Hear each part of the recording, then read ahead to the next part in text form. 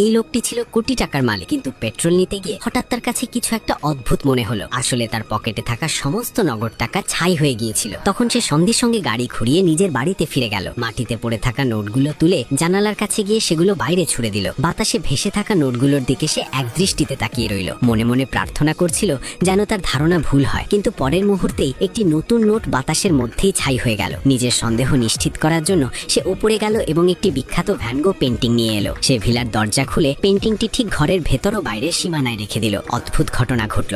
Painting এর যে অংশটি ঘরের ভেতরে ছিল সেটি একদম ঠিক রইল, আর যে অংশটি বাইরে ছিল সেটি মুহূর্তের মধ্যেই ধুলো হয়ে গেল। অর্ধেক অর্ধেক হয়ে যাওয়া পেন্টিং দেখে সে সত্যিটা জানার সিদ্ধান্ত নিল। হাতুড়ি নিয়ে সে দেয়াল ভাঙতে শুরু করলো, কিন্তু যা দেখলো তা দেখে সে স্তব্ধ হয়ে গেল। দেয়ালের ভেতর অসংখ্য তারে ভরা ছিল। এরপর সে বেডরুমের মেঝে তুলে ফেললো। নিচেও শুধু তার আর তার। সেই ধাক্কা থেকে বের হওয়ার আগেই দেখলো তার স্ত্রী ছেলেকে নিয়ে বাইরে যেতে চলেছে। সে ভয় পেয়ে তাদের থামানোর চেষ্টা করলো, কিন্তু তার স্ত্রী দরজা খুলে বাইরে যাওয়ার জন্য জেদ ধরলো। সে ভয় ভয় দরজার কাছে পৌঁছালো। তাদের ফিরে আসতে বোঝাতে যাচ্ছিল, ঠিক তখনই বাইরে দাঁড়িয়ে থাকা শিশুটি জোরে জোরে কাঁদতে শুরু করলো। তার ছোট্ট মুখ মুহূর্তের মধ্যে লাল হয়ে গেল।